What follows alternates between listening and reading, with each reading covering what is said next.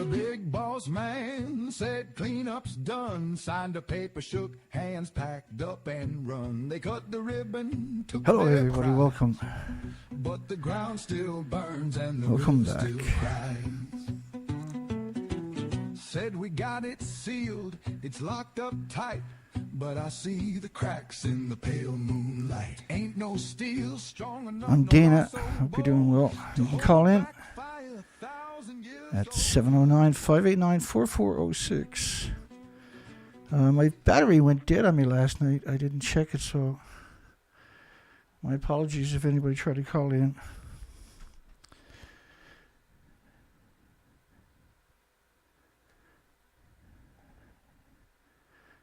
And that was a song, anti-nuclear song by James Lucid. You'll find links in the description. He's a musician and a filmmaker. So over 260 amazing anti-nuclear songs, and you would never know how important they are until you listen to them. You should listen to them. You should download them, put them on your children's phones, and they'll determine what they like, what they don't like. And I guarantee you, they're going to like a majority of them. And they're educational on top of that. Each of them are telling a story about a certain facet of the nuclear industry. Super important stuff. Japan and France MOX fuel recycling studies expanded.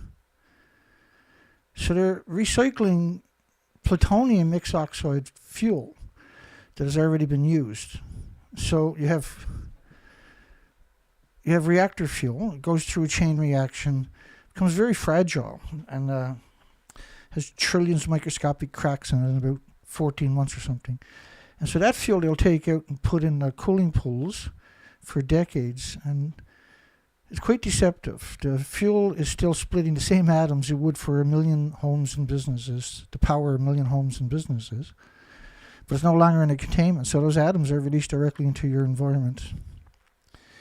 And now the whole process of that is absurd. Now they're going to take that fuel, they're going to reprocess that, and so the releases, I'm going to show you some studies about that coming up, how nightmarish that actually is to the entire planet. They can't contain the emissions. There's a very long history there to try to explain. And so they make the mixed oxide fuel from that stuff, and then they put that in a reactor. Now, the original emissions from the used fuel is 2 billion times more toxic than industrial poison. So a single atom is 2 billion times more toxic than a single atom of, say, cyanide. So a single atom is a catastrophic to everything, whales included, gorillas, elephants, whatever, particularly humans and all the lower species. Because your body sees it as a foreign object, attacks it for the rest of your life with white blood cells. And it's in your body's exploding. Now, when you take MOX fuel, first off, when you produce the MOX fuel, it's splitting atoms. It's already gone through a chain reaction before. They reclaimed uranium plutonium, and they made these fuel rods it's an enormous process because there's the neutrons at 235, and the plutonium are still splitting atoms. So now they're going to take that fuel, allegedly, to say they're doing that so it can't be used for weapons production. And they're going to put that in a reactor, and that's going to destroy the integrity of it. But it simply doesn't work that way. Now instead of being 1 billion times more toxic than industrial poison, it's 1 billion times more toxic than industrial poison. But they said, well, that's not evil enough for us, for the nuclear scientists. Which, by the way, in university, once they graduate university, for the first 5 years after the nuclear scientists get their degrees, in the industry, they're known as butt plugs. Now, I'm making it up, and that sounds crazy, but that's what they call them. It's a derogatory term, you can be sure. But it's meant to take any morsels of rebellion left in them out of them, because they're now slaves to the nuclear industry forever. and they just do what they're told. They're zombies. They're essentially zombies. But the industry refers to them actually as butt plugs. That's crazy, I know. But that shows you how low caliber they are as humans, that they allow people to call them butt plugs in order to keep their jobs. They make a lot of money, right? And because to them it's a rite of passage to be called a butt plug. And these butt plugs are the ones behind the plutonium mixed oxide recycling fuel. I can't go laughing because it hurts too much. I'm so busted up, it's not funny. I'm not sure what kind of show we're going to get tonight. It's probably not going to be a very long one because I'm in pretty rough shape here. But that cheered me up when I seen that today. Nuclear scientists, for the first 4 or 5 years, are called by their superiors, by their supervisors, by the management, and as butt plugs. Hey, butt plug. It makes sense, see? It really makes sense. French-Japanese MOX fuel recycling study expanded. This is a terrifying story from the World Nuclear News, which is one of the biggest lobbying groups for the nuclear industry. They call themselves News for some reason. They're just a lobbying group promoting their latest, greatest disease factories and the plutonium reprocessing of used mixed oxide fuel. I can't even begin to wrap my mind around the statement of how batshit crazy that is. And you'll understand it too in a little tiny bit when we get through this story. It's not a difficult story per se, because I have a lot of supporting evidence to help you appreciate the enormity of this disaster from these butt plugs. Reprocessing of used. Now, I'm not saying that as a derogatory term. I'm just using the same terms that the first 4 or 5 year nuclear graduated students. So you don't have to refer to them as nuclear scientists. If you refer to them as the nuclear butt plugs, then they appreciate it. They like you for doing it. You're a good person by calling them butt plugs. Hence, it will forever be known as butt plugs. Reprocessing of used mixed oxide fuel. So we got a poll tonight. Did Fukushima's perpetual radioactive fallout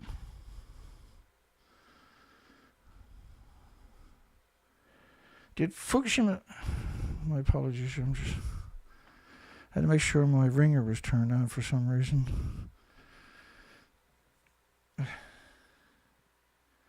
Okay, that's off and that's on. I'm busted up. I've been busted up so much this 2025, and this is just the beginning of the second month. It's hard to see how I'm going to make it through this year. You see, I just had 273 counts per minute. We're going to have radioactive snowfall tonight, tomorrow, which is Friday. We're going to have it Saturday and Sunday and Monday and Tuesday and Wednesday. Like 5 to 10 centimeters a day. But, very cold temperatures on top of that. So that would be great for looking for tracks in the woods. And I'm pretty stupid. I'll probably be in there looking for tracks. Because I'm a sucker for punishment. And after yesterday, you'd think I would smarten up. Did Fukushima's perpetual radioactive fallout start an extinction level event for Earth's species? I noticed that the censorship in my video last night is epic. Well, the whole week, all my videos this week, the censorship is extraordinary. I guess all the butt plugs got their feelings hurt or something. I'm sorry, nuclear butt plugs. So the food in Japan was banned in 14 prefectures, over half the country. These are large prefectures.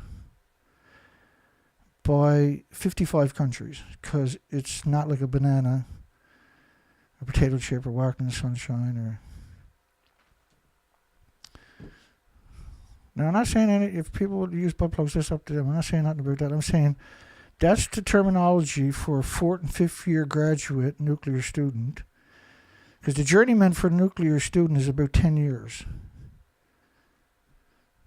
before they stop being treated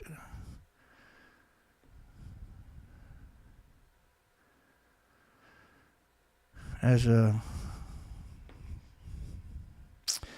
Here we go. So you had radioactive fallout. This is the plutonium-239 dispersal covered the entire planet in 20 days. These models are 20 days to your left, 21 days to your right. It's the same thing for the neptunium-239, which decays to plutonium-239 in 2.5 days. There's 10 different decays. So 25 days, all of it's fully decayed to plutonium-239. That's got a 24,000 year half-life times 10, which is 240,000 years. And plutonium-239, 238, 240, 241, you can expect to get at least 3 different types of tumors. The skeleton is the most prolific, and lung, and then the liver. And most the animals will die from the skeleton tumors.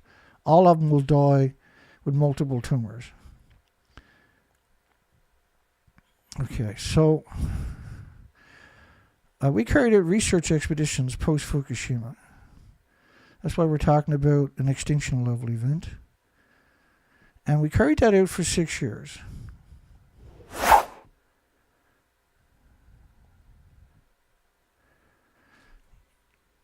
From Vancouver, British Columbia, up by Seattle, Washington, for instance, all the way to Alaska. The whole Canadian coastline. There's 27,000 islands.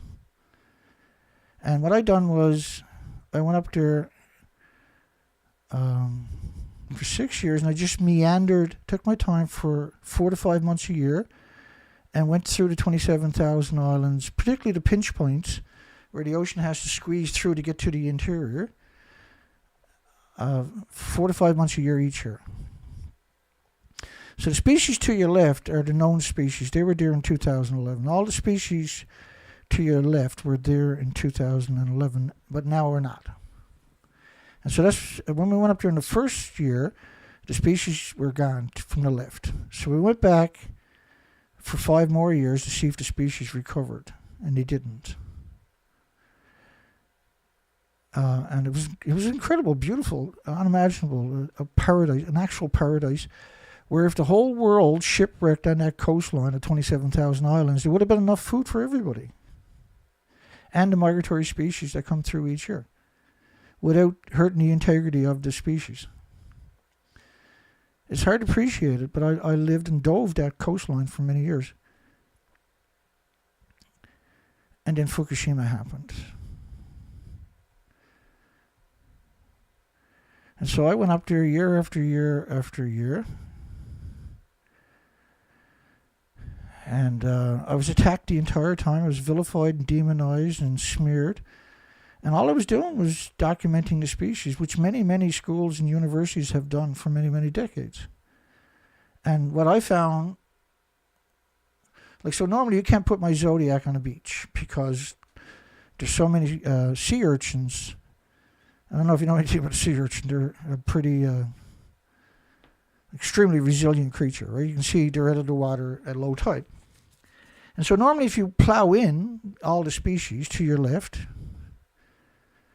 right, if you take a big plow and you plowed all that away and you put it in a dump truck and you drove away with it, all those species that are in the tidal zones, for 100 miles of the coastline, you know what will happen is the species from down deeper will just fill up that gap right away. I mean right away. They'll fill up the gap. Not only that, but a glass of water would have 1 billion creatures in it, a glass of water, a single glass of water, a pint of water. 1 billion creatures, 75 to 100 million of them were the phytoplankton, which is the basis of the food chain, the oxygen chain, the carbon sequestering chain. You know, the most important part of the food chain, period, bar nothing. Period. And we destroyed it. And so that's why the species to your left, you'll never take these pictures again. They're gone.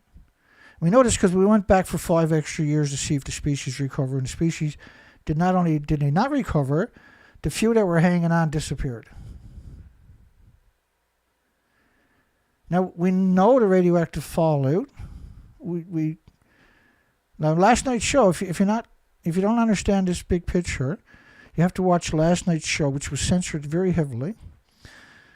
Radiation, this was a French government experts on nuclear radiation. 1 million times of cesium to 10 million atoms of cesium-137 plume.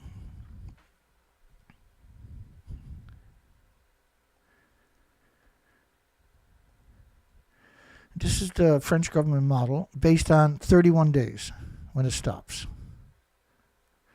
So I'm going to tell you when we hit 20 days. Like all the other models, we're at 19, we're at 20 days of radioactive fallout, covering the whole planet at up to 10 million atoms per square meter, a cubic meter of air. And these are, like if you had a snowstorm, you won't get 10 million snowflakes per cubic meter of air. And each one of these atoms in a cubic meter of air, you're going to pulse energy 600 feet, almost at the speed of light. That's energy. That's undeniable energy. Do you got something that can pulse energy 600 feet every second for 300 years? Are you going to deny that that's energy? Because you're not being honest if you do. And so we've contaminated, and we're only talking about cesium-137. In that particular model. But in that model would have been the neptunium and the plutonium and the americium and the strontium and the iodines and the curium isotopes and the xenon and the krypton and everything else. 1,000 everything else. And those research expeditions, the species to your left are gone. And that's not acceptable. Is that acceptable? Would you rather go to the coastline and see that, or would you rather go to the coastline and see that? Would you rather go to the coastline and see all the wonderful species, or kelp weed and kelp algae? Kelp cabbage, rather. Would you rather go to the coastline and drive along the coastline and see these beautiful species, or would you rather see it naked? Is it worth trading the extinction of the species for something that allegedly produces 10% of the power on the planet, but that every nuclear power plant is surrounded by farms as far as you can see, and that it can't stop the emissions from the fuel pools? So that's why they're built in farmland. And then Fukushima radioactive fallout is global warming. It's the tipping point. So we got 80 years at this stage of radioactive emissions. But Fukushima was a major pulse event. And that was the catalyst behind, and it's a perpetual emissions. It never goes away on top of that.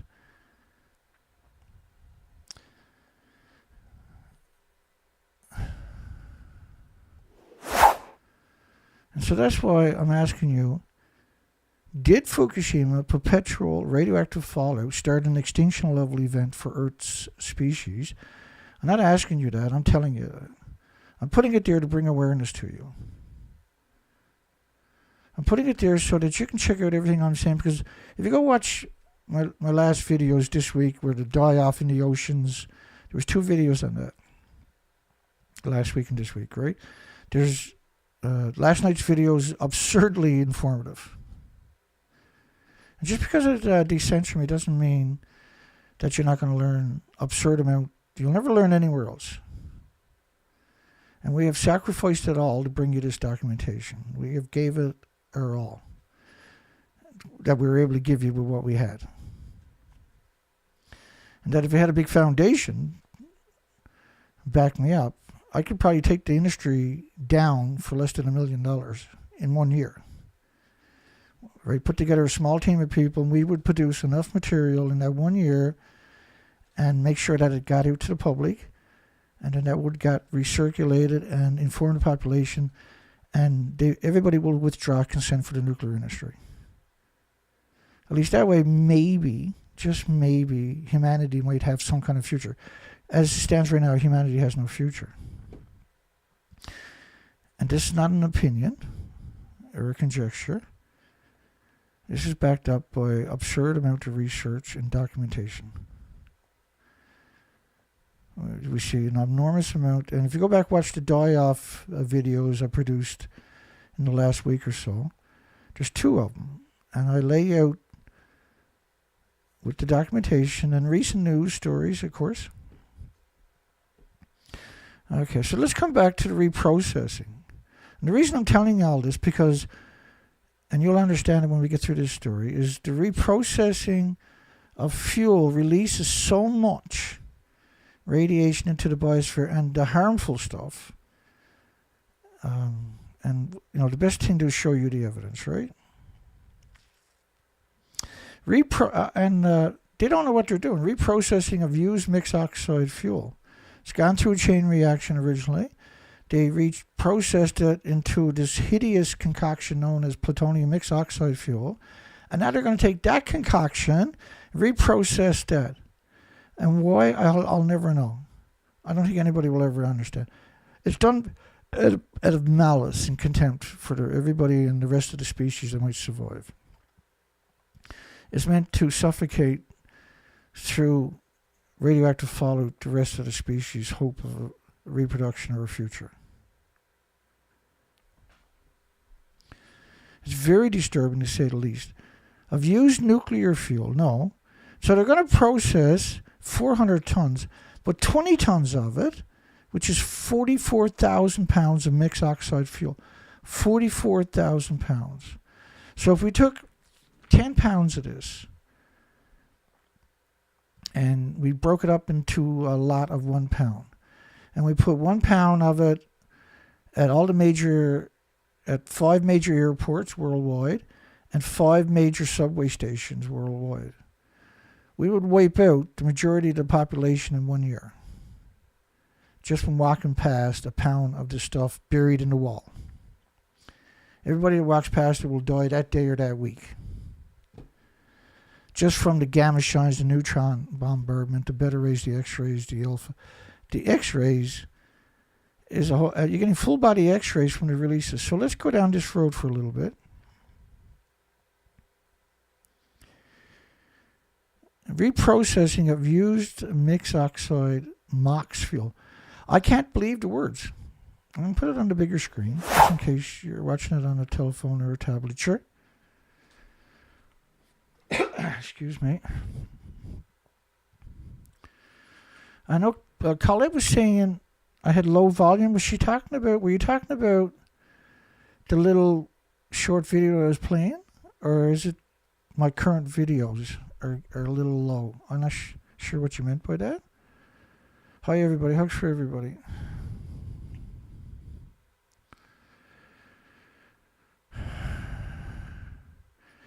Yeah, and Dana Nasana, of course, is in the snow. The worst snowfalls I've heard is from Dana Nasana. He's up in California. Carson's Pass is 36 inches of snow. Can you imagine? I can't imagine what that's like.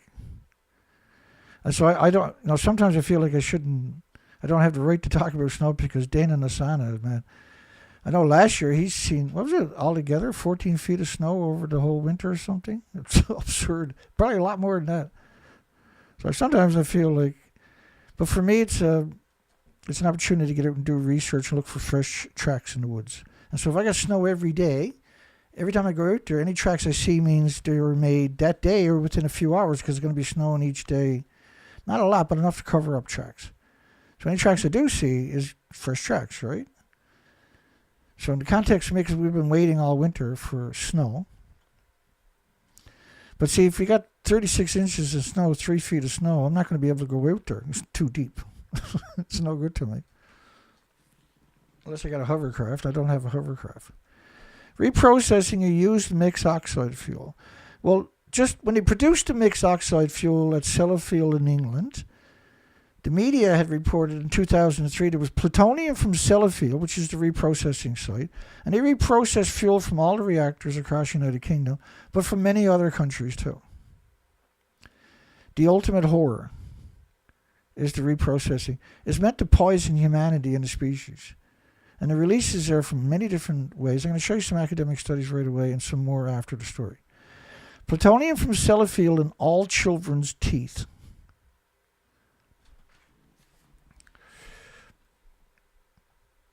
And I got studies here, but let me show you another study first before we go down this little road.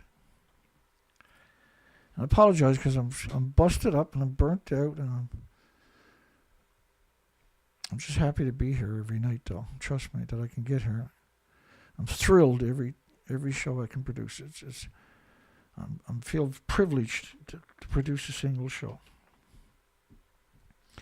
And there's a lot of time and energy and effort went into keeping me here over and over and over, and monetary. Here we go. So let me explain plutonium effects upon your health. Toxicity of inhaled plutonium dioxide in beagle dogs and beagle puppies. This was the United States Navy research institution known as Loveless Respiratory Research Institute. And one of the lead academics is a creature known as Dr. Raymond Gilmedy. And what he done was he took 140, in this particular study, he has, at that time when I collected this stuff, he had 93 studies, I believe it was, on beagle dogs and beagle puppies mostly, and plutonium and curium isotopes. So this study was conducted to determine the biological effects of inhaling plutonium-238.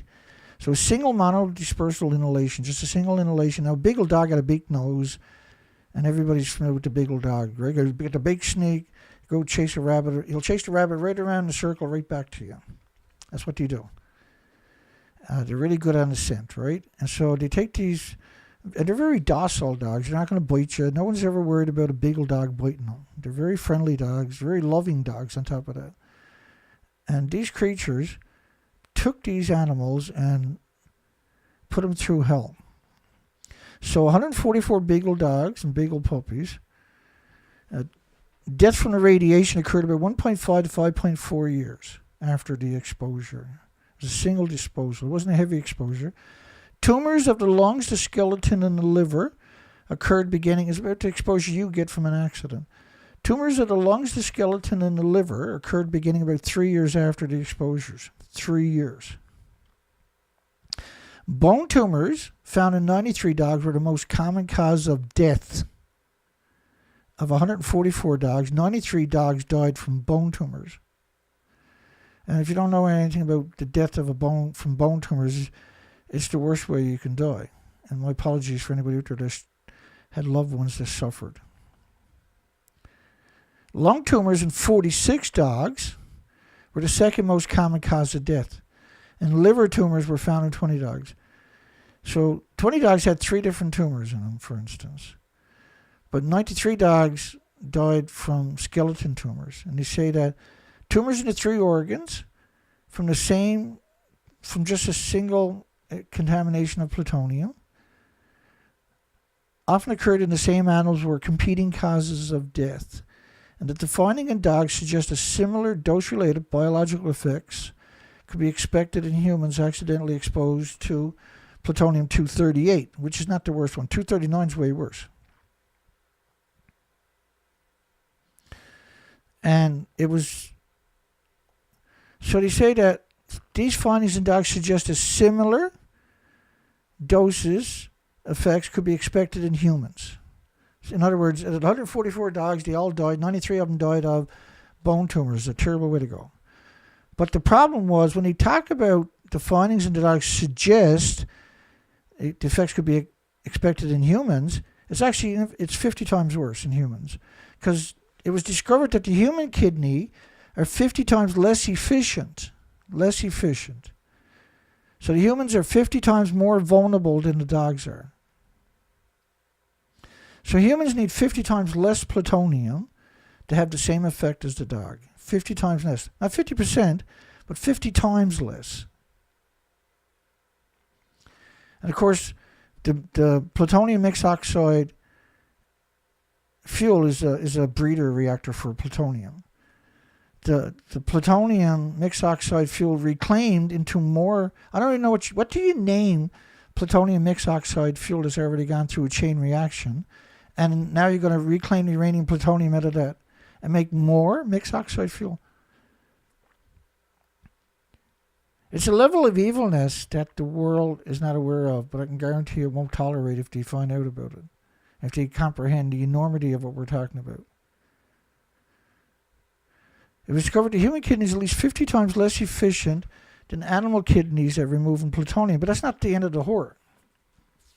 Because Dr. Ray McGillmedy from Loveless Respiratory Research Institute in New Mexico, which is a U.S. Navy research center, has another study. And it's about the curium isotopes. And curium isotopes need lead shielding 20 times thicker than plutonium does. And curium isotopes are the major byproduct in the irradiated nuclear fuel. And so the plutonium mixed oxide fuel, one of the biggest byproducts is going to be the curium isotopes. But when you put it through a chain reaction multiple times, you create new curium isotopes we've never seen before, or you create enormous amounts, on top of that, rather, of curium isotopes that need lead shielding 20 times thicker than plutonium, and the plutonium killed all the animals, every one of them, in a very short order. And that the humans are 50 times less, kidneys are 50 times less efficient at removing the plutonium, so which means you're 50 times more vulnerable. All right, here we go. Origin and age of ongoing radioactive contamination of soil near La Hague reprocessing plant. And La Hague is one of a few plutonium mixed oxide facilities that France has. Now, the La Hague plant has 500 security guards. They don't want you going anywhere near it with a Geiger counter or a camera. Based on 239, 240, 238, and 241 americium, 241 plutonium, 239, 230, 40 plutonium americium, or plutonium, 241, 241, and strontium 90 in soil content. This was a study done in 2021.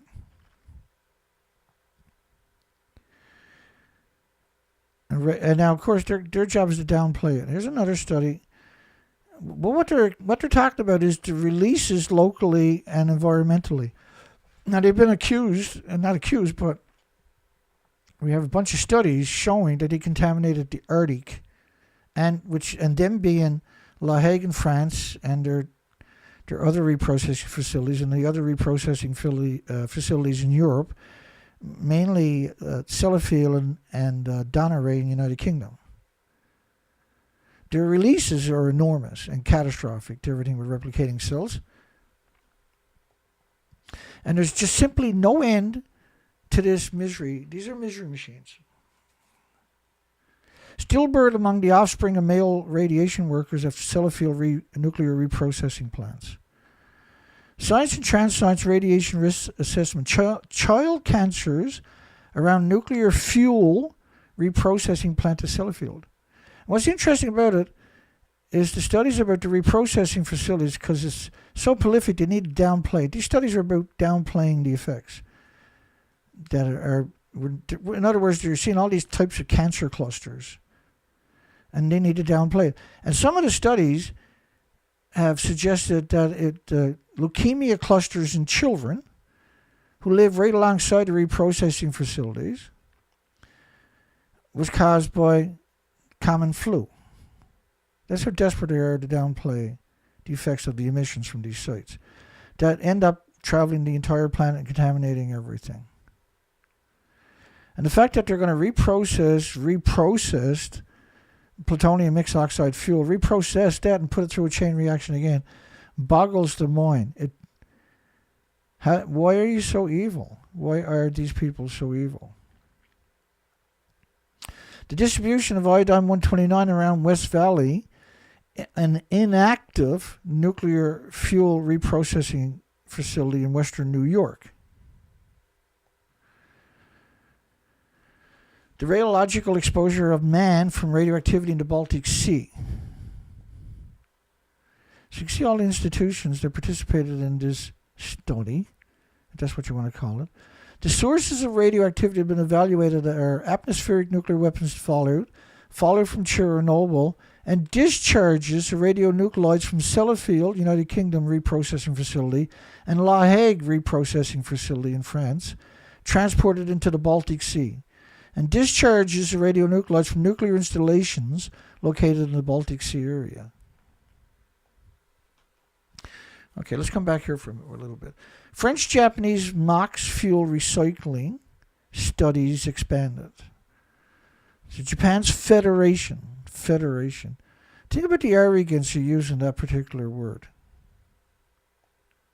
That kind of hubris that they're using a word like federation to try to elevate the nuclear industry as if there's some kind of somebody we should worship in many ways. Of electric power companies, Federation, has announced that a total of 400 tons of used nuclear fuel, not mixed oxide fuel, is only 20 tons, 44,000 pounds, which is a ridiculous amount. He said in order for Japan to continue using nuclear power generation, it was necessary to safely and reliably process and dispose of fuel. Well, you can't safely and reliably process and dispose of fuel. It doesn't work that way.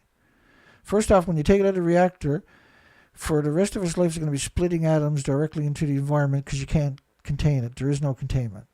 And that's why almost every nuclear power plant is surrounded by farms. Which I don't understand why the world's not gone nuts. Why every farm within 1,000 miles of a nuclear power plant should be banned. Because you can't contain the emissions from the fuel pools. And there's over 1,000 fuel pools worldwide that we know about. We're not talking about national laboratories or something like that, or universities either. Including, which is going to be insidious stuff, the fuel in the fuel pool is splitting atoms directly into the environment 24 hours a day. So, how can I equate that for people who don't appreciate it? So imagine if there's a cyanide factory in the middle of your community, and you're all aware of it, and you can all see it's a big tall building. But every day, there's 3 different people get on the roof of the building, and there's a big flag up there, and you can see the flag the way the wind's blowing. And they got a air hose, and they take a bucket of cyanide, and they hit it with the air hose, and it blows all the cyanide all over the community. And they do it. It's 24 hours a day. That's what they do. And everybody's like, stop doing it. And they're like, no, we're allowed to do it. And every day there's 3 different shifts of people on the roof blowing the cyanide up into the wind so it carried all over that community and the farms. Because you can see that. Visually you can see it, see? But you can't see the emissions from a nuclear plant, which is at least 1 million times worse. I'm sorry, 1 billion times worse. I'm not exaggerating, by the way, at all. Because that's what a reprocessing facility is doing. Its emissions they used to pump their emissions underground, but it got into their water tables.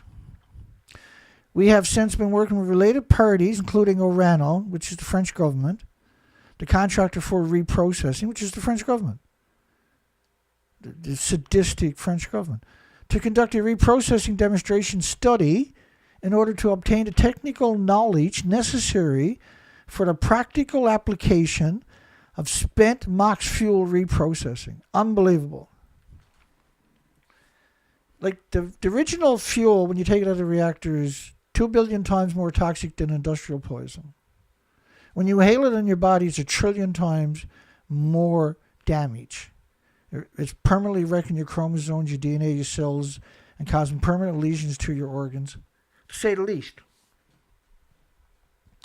There is no practical application for mixed oxide fuel, and there will never be a practical application for spent mixed oxide fuel.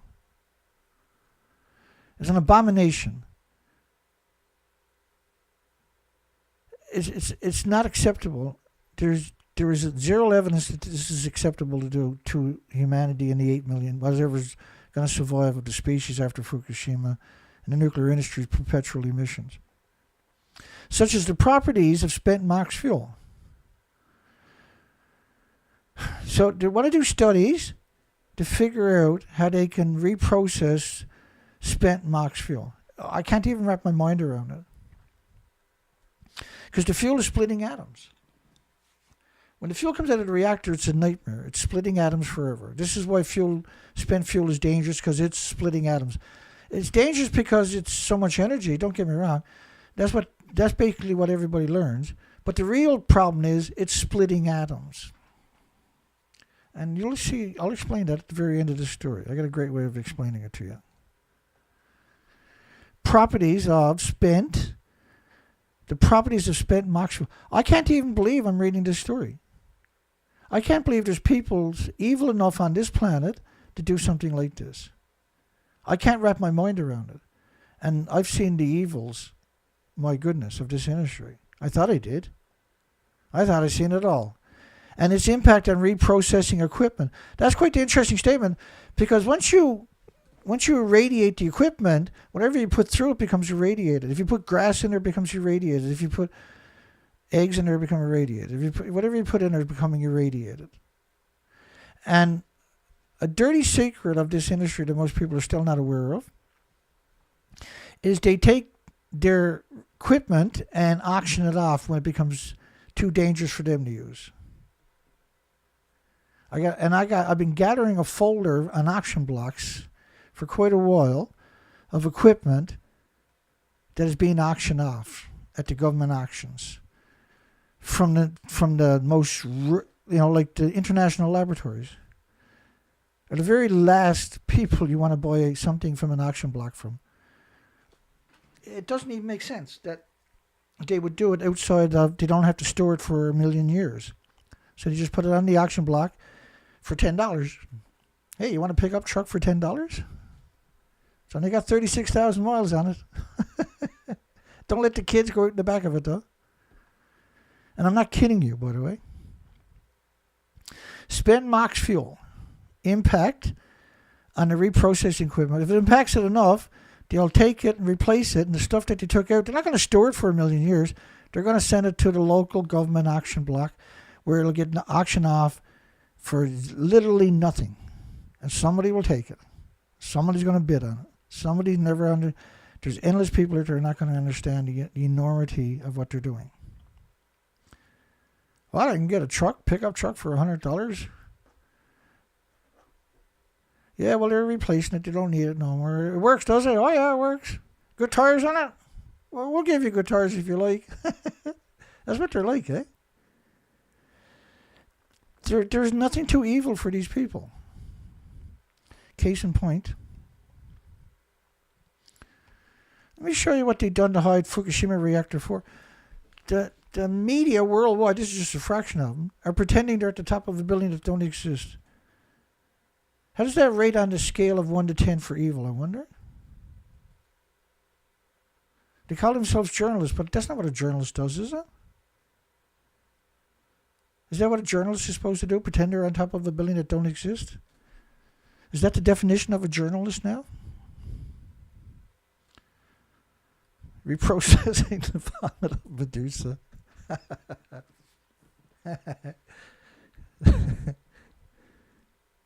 James Lucid. You got to listen to his music, folks. That guy has got the most amazing music. And the videos, he's doing all the work himself. Well, he does it with AI, but I mean, it's amazing what one person can do. Hi, everybody.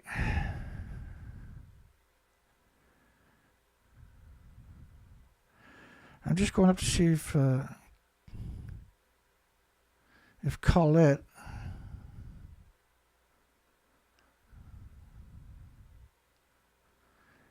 had clarified what the volume was. Is my volume on these shows okay, folks? Let me start off right there. I'll keep my eye on the comment section for a minute. Hi, everybody.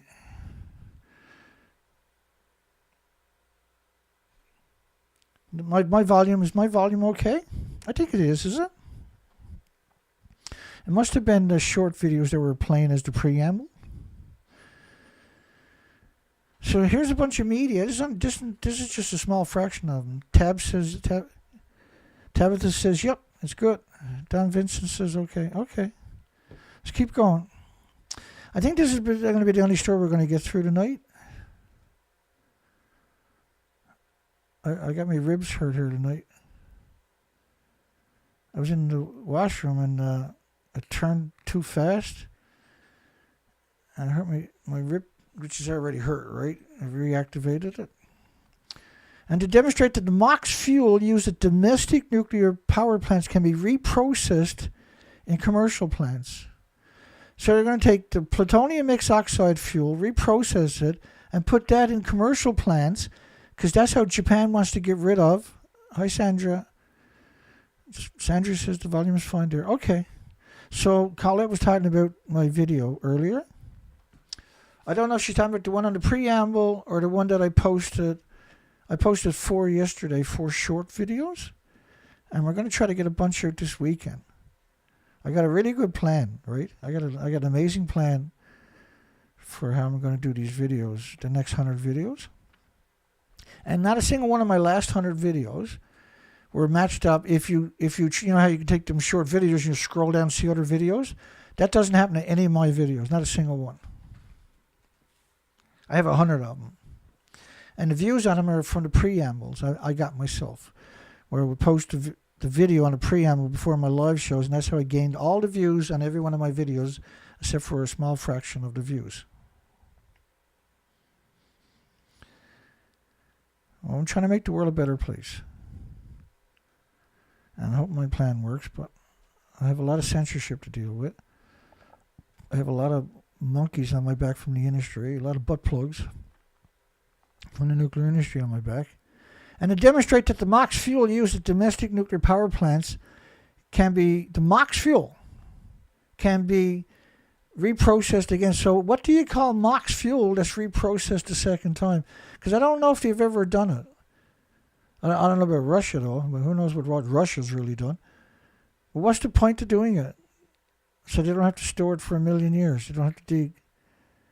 Like, it's absurd. And there's no one to hold them accountable. There's no one to stop them. No one will have the conversation you're having tonight. We reported this to the steering committee of the spent fuel reprocessing. I wonder who they are. I wonder what kind of disgusting goblins they actually are.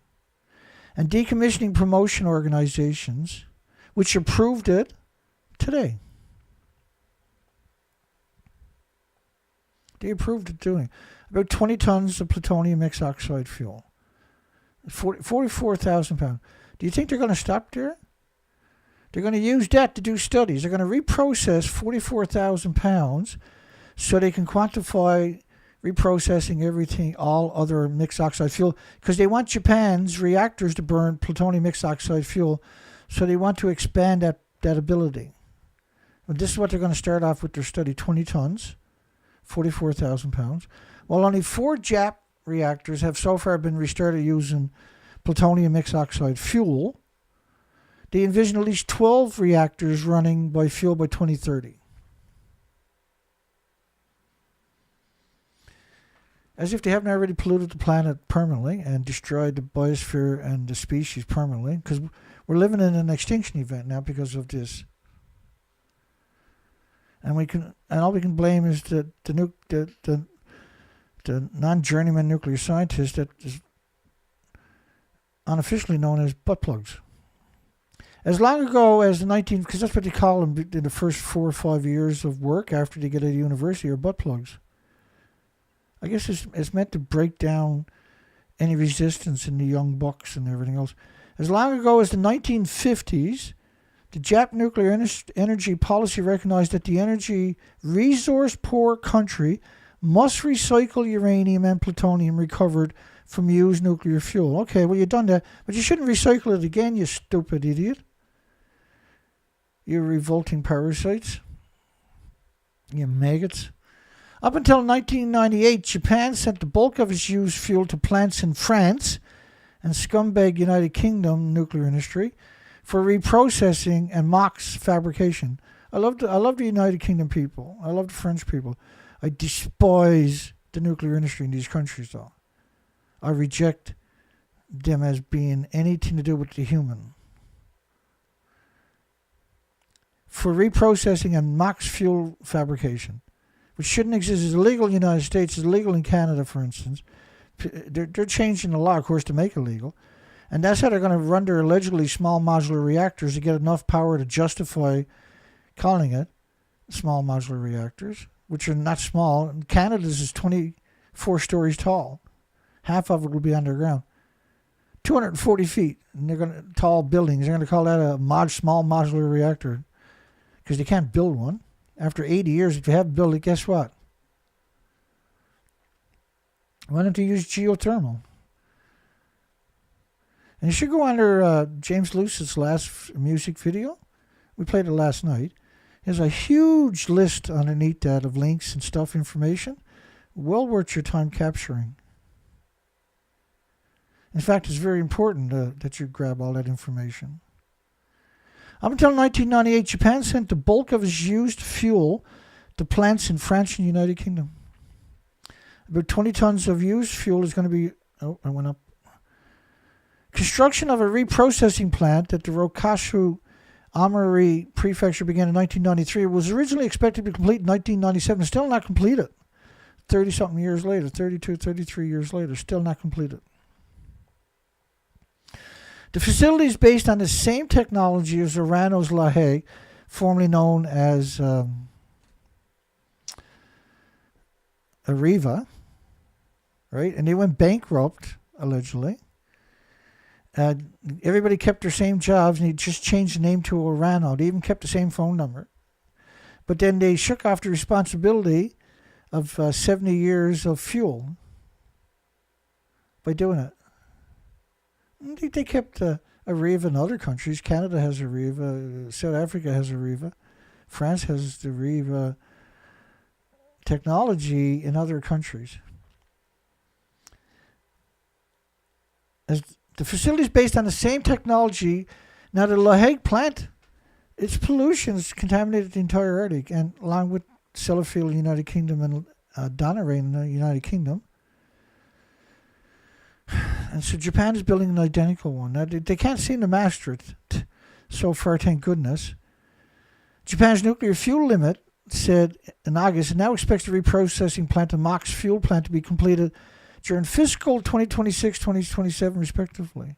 That's quite frightening because once operational, the maximum reprocessing capacity will be 800 tons of plutonium mixed oxide a year. And construction of a 130 ton per year MOX plant. So they're going to have 800 tons of mixed oxide fuel, but then they're going to have a 130 ton year of plutonium mixed oxide fuel that's already gone through a chain reaction plant. The level of evilness of this industry seems to be no limit to it. The transfers of radionuclides from sea to land via the air, a review. This is a study from 1990. In some coastal areas, these have demonstrated that a small fraction of the radionuclides discharged directly into coastal waters from industrial establishments is recycled via the air and sea interface back onto the land. They're talking about radionuclides.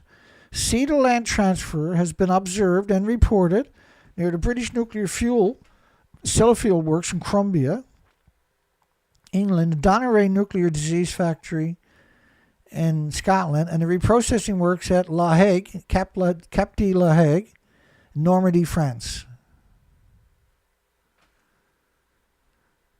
It's appropriate to put a death and disease factory up in Normandy, I guess, isn't it? In Crumbia, where the defect has been the most fully investigated, you can't do it at La Haye because they got 500 security guards there to chase you away. and confiscate your equipment. In Colombia, which is a nuclear wasteland right alongside of a disease factory known as Sellafield, where the effects have been most fully investigated, plutonium, americium, radiocesium discharges to the Irish Sea from Sellafield has been observed many kilometers inland. It's not just, it's from the fuel pools. It's not just from the discharges going into the ocean being reliberated back into the ecosystem, which we know how that works.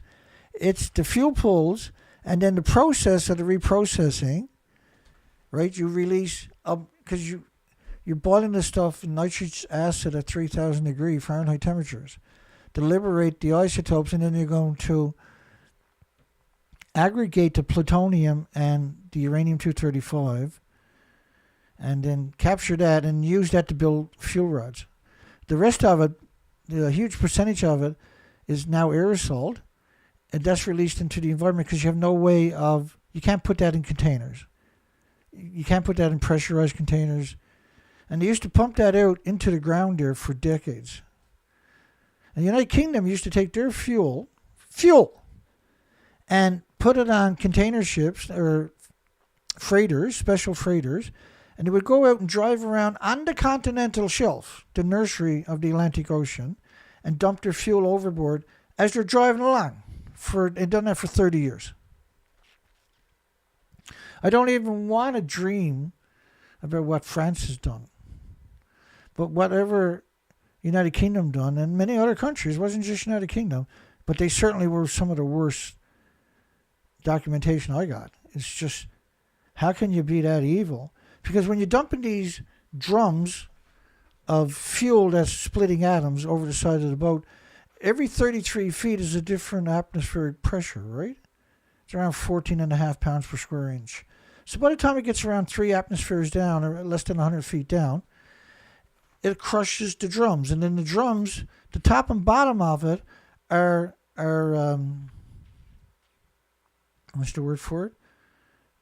They're crimped. The top and bottom are crimped on. So when you compress the drum, that crimp doesn't hold no more. And so it's directly released into the environment, which is, it should be crimes against humanity every single time. It's the worst thing you can do to the biosphere and the ecosystem. And they took great pleasure in doing it for 30 years.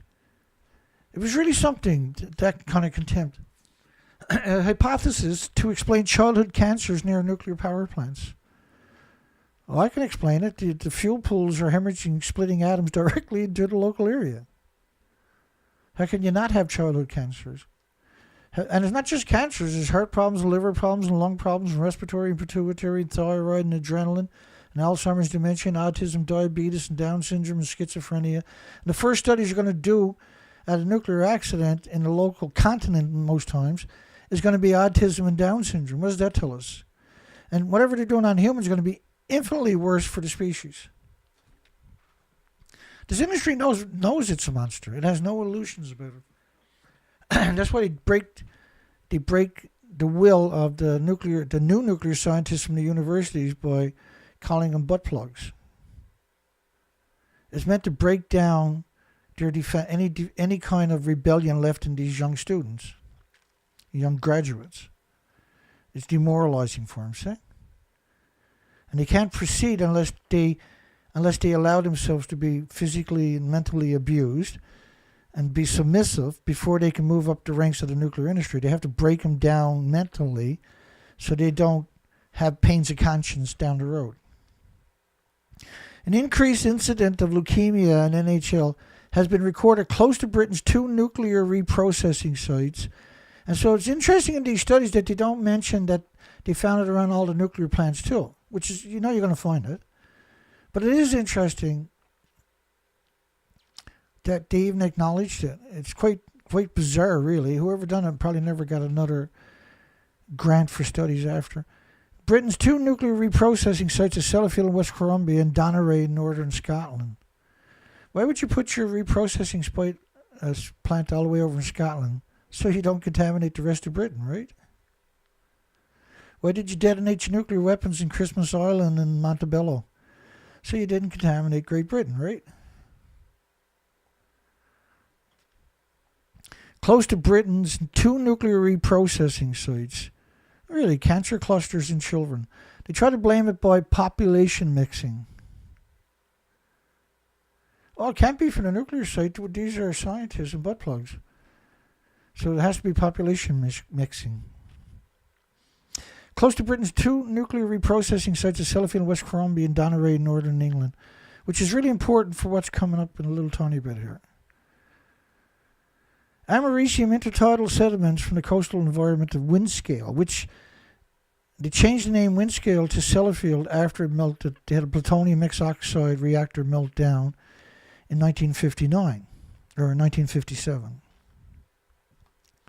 rather. 1959 was Santa Susana, which released, it was equal to 460 3-mile islands melting down, the animosity equivalent of radiation that was emitted. It was 460 times more radiation, allegedly, than got out of 3 Mile Island. Which is still melting down. And since that, 1959, they built over homes for 500,000 people within 10 miles of the ongoing still nuclear meltdown at Santa Susana, which used to be Rocketdyne's site where they tested all the rockets originally back in the day.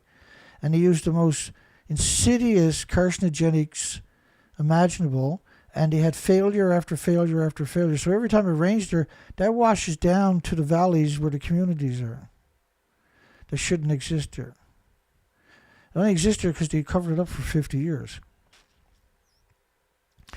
Plutonium from European reprocessing operation and its behavior in the marine environment. Plutonium from the European reprocessing operations and its controlled releases of low level compared to the fuel itself. It's still lethal. Liquid waste from the European nuclear fuel reprocessing operations have resulted in a significant addition to the total inventories of plutonium in the seas of the northern hemisphere. The northern hemisphere. Into the seas of the northern hemisphere. The northern hemisphere. Half the planet. It can't just be the sea, it has to be the freshwater too. If you're going to cover half the planet, it has to be all the freshwater sources too. The principal source has been the Sellafield Windscale/Windscale. They changed the name from Windscale to Sellafield after nuclear meltdown because they went out with buses and kidnapped people, not everywhere else, but they went to the theaters. So back in those days, in 1957, if you were poor, you sat in the back rows of the theaters. If you were rich, you sat up in the front rows, right? And so those who sat in the back row were jacked by the police when Windscale melted down. The plutonium mixed oxide facility melted down in 1957. They went in there with guns and buses, the police. They didn't go to the universities to get the volunteers and students. They didn't go to all the nuclear power plants to get the volunteer and the students. They didn't go to the International Atomic Energy Agency or UNSCLEAR or ERPA, the IPRC, or any other of the major disgusting parasite UN goblin industries to get volunteers. They went to the theaters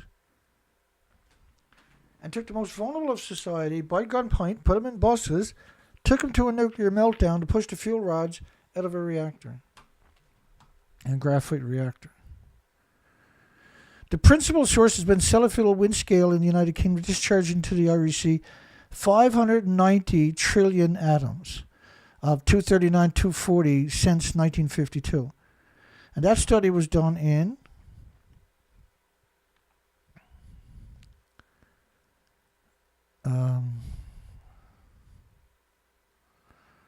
I can't remember. Yeah, I can't remember. My apologies. Okay, so Sellafield also, like every nuclear power plant, every reprocessing facility worldwide, this is Sellafield. What's the one thing you notice about Sellafield? You'll never see a coal plant in the middle of prime farmland. You'll never see an oil plant in the middle of prime farmland. You'll never see a gas power plant in the middle of prime farmland. This is where they put all their nuclear power plants because they can't contain the emissions from the fuel pools. Once you take the fuel out of the reactor and put it into the fuel pool, it's splitting atoms into these farmlands. They're counting on the farmland the farmers to remove the radioactive fallout locally through the food sources. Pretty ingenious if it wasn't poison, if it wasn't 2 billion times more toxic than industrial poison. And because it's 2 billion times more toxic than industrial poison, they're the most revolting, disgusting, parasitic, monstrous, evil, hideous, criminal terrorists humanity has ever seen. But it goes a step further than what you're looking at. The nuclear power plants are surrounded by farms as far as you can see. But that's not the worst part of this, is that when you look at it from a satellite, it's as far as you can see. So every nuclear power plant has that particular attribute because they're poisoning you in your supermarkets, in your schools, in your cafeterias. And they're doing it on purpose, and they're doing it with malice, and they're doing it with contempt. And if that doesn't worry you or concern you, well, hello, butt plug, how's it going? Because you're the ones who are doing it to us, right?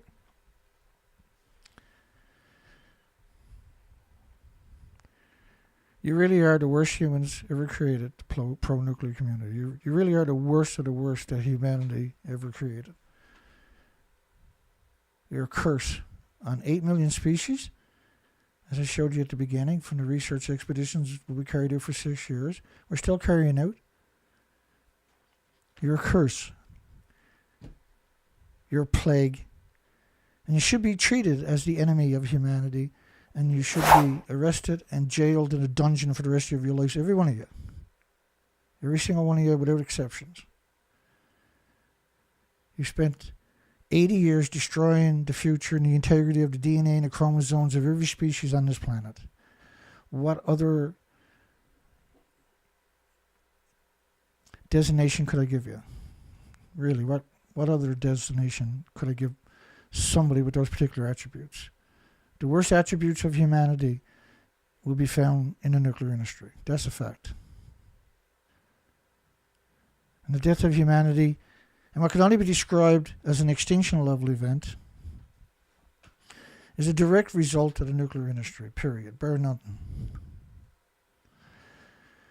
Did Fukushima's perpetual radioactive fallout, which was a pulse event, start the final extinction level event for Earth's species?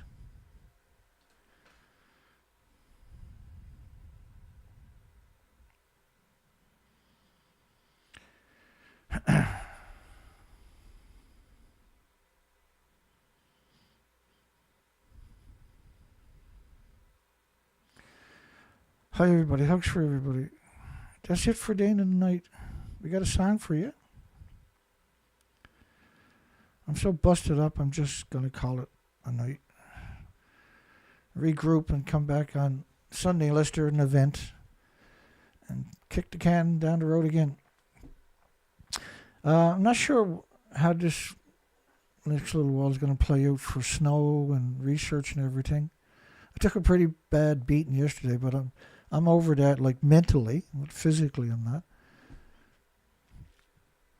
I'm desperate to do research. I'm desperate to get out there and see what we could find, because that tells the story. Do the field studies, right?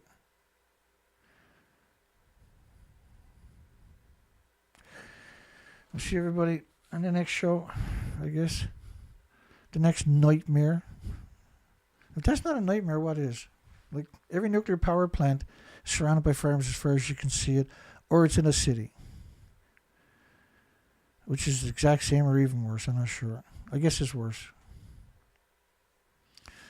And that the Great Lakes are surrounded by nuclear plants, nuclear dumps, and fuel manufacturing facilities. Right on the shorelines of the third biggest aquifer on the entire planet. It's not an accident. Yeah. So let's go and find a song. I don't know if we can find one over on James's site. He's only got a few, 260. You gotta love it.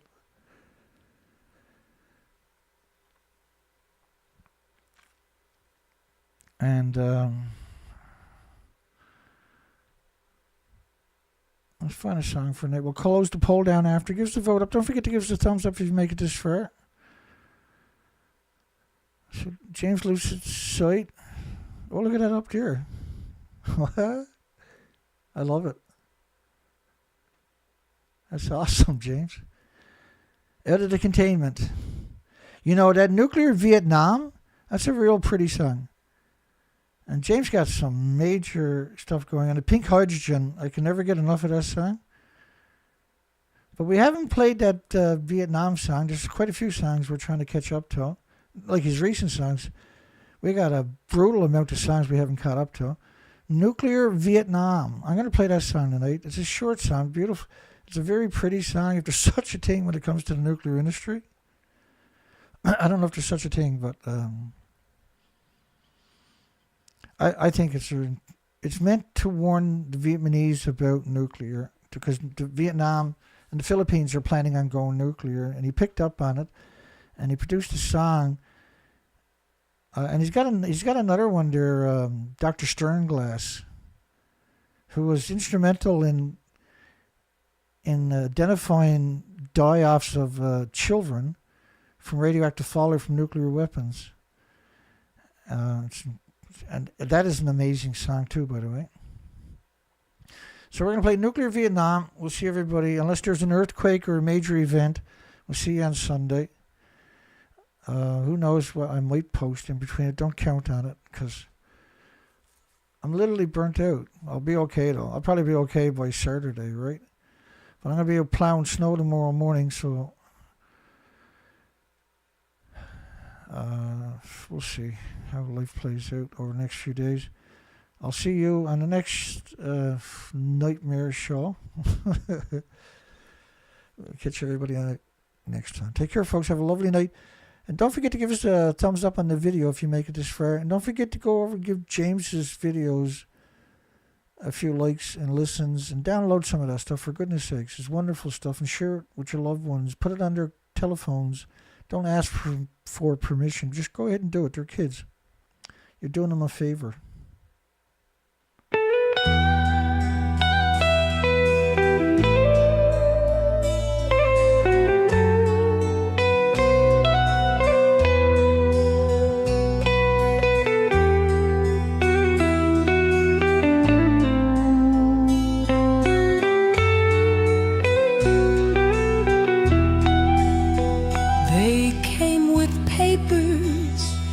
Voices grand said this will raise the motherland.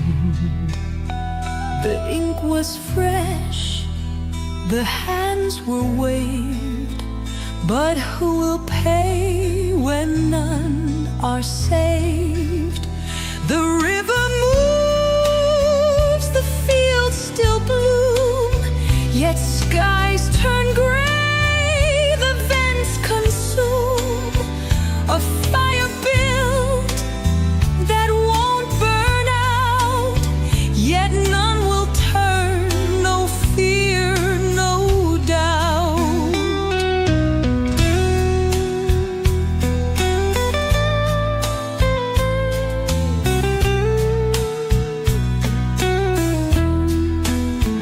They promised light, they promised years, yet left behind what won't grow clear. They dug the ground, they stacked the drums, and swore in time it will be gone. No space to breathe, no land to sow. The tides pull back, the harvest slows. A nation rich in sun and sea, yet bound to what it cannot flee.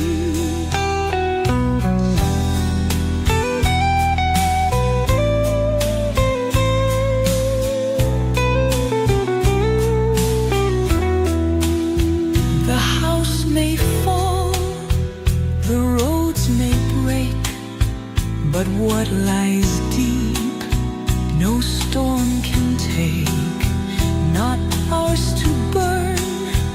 not ours to keep, yet ours to bear while others sleep. Oh, Vietnam, the years move on, yet still the barrels stain the dawn.